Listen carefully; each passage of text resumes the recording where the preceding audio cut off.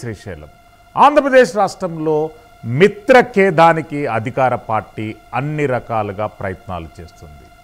మిత్రుల మధ్య విభేదాలు రెచ్చగొట్టేందుకు బ్లూ మీడియా తాను చెయ్యని పన్నాగాలంటూ ఉండడం లేదు. చిన్న అవకాశాన్ని, చిన్న చిన్న సమస్యల్ని భూతద్దంలో చూపెట్టడమే ప్రధాన అజెండాగా ఆంధ్రప్రదేశ్ రాష్ట్రంలో బ్లూ మీడియా పనిచేస్తుంది.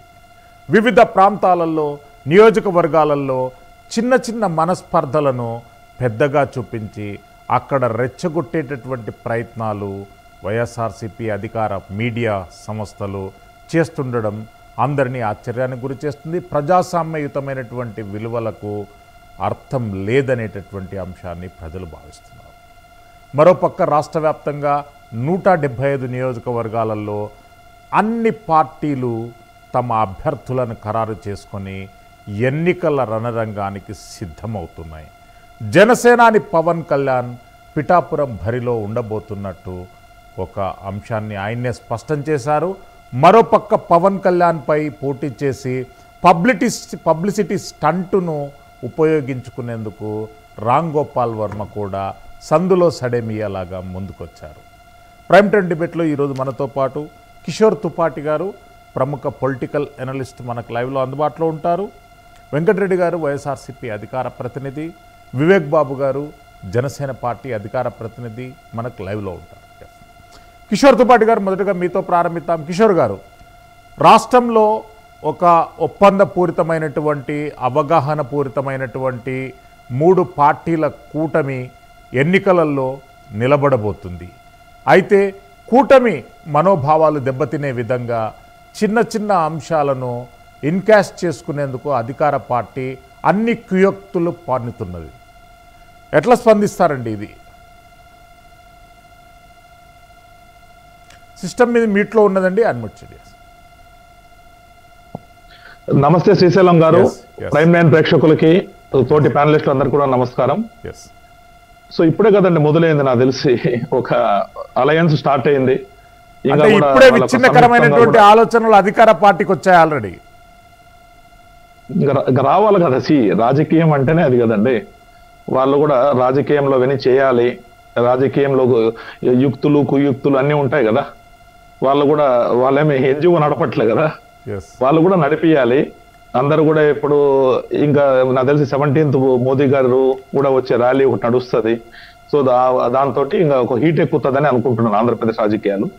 సో ఆ కార్యక్రమంలో భాగంగా ఇప్పుడు వీళ్ళ ముగ్గురు సంయుక్తంగా నిలబడుతున్నారు కాబట్టి ఉంటాయి ఈ యొక్క టీచింగ్ ప్రాబ్లమ్స్, ఇవన్నీ ఉంటాయి. దాన్ని ఎక్స్ప్లాయిట్ చేయాలని చెప్పేసి అధికార పార్టీ కూడా ఉంటది. వాళ్ళు ఏ విధంగా వాళ్ళు ఇట్లా అన్నారు, మీరు ఇట్లా అన్నారు అనేసి.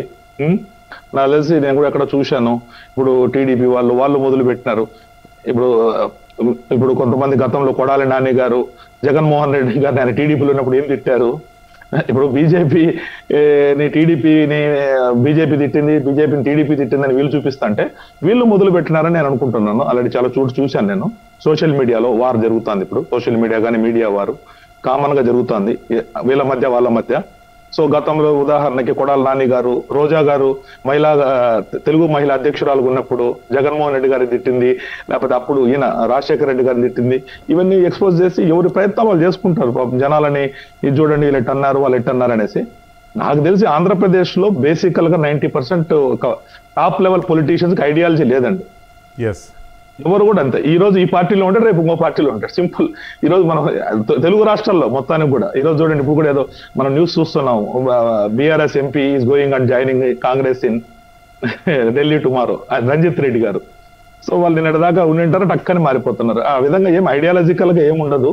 కాబట్టి నాకు తెలిసి కార్యకర్తలు కూడా కింద లెవెల్లో కూడా అలా కొట్లాడుకోకుండా ఒక ఐడియాలజికల్ యొక్క వార్ చేసుకుంటే బెటరు. ఎవరైనా కూడా నేను చెప్పే పాయింట్. ఎందుకంటే పెద్ద పెద్ద నాయకులే రాత్రి మారిపోతున్నప్పుడు కార్యకర్తలు ఎందుకు సంయమనం పాటించాలని నేను కూడా అంటున్నాను.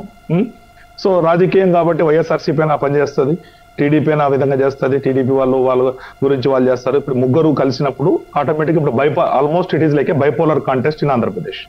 సో దాని దిశగా దారి తీస్తుంది. సో ఇప్పుడు ఒక వేడి అయితే బ్రహ్మాండంగా మొదలైంది.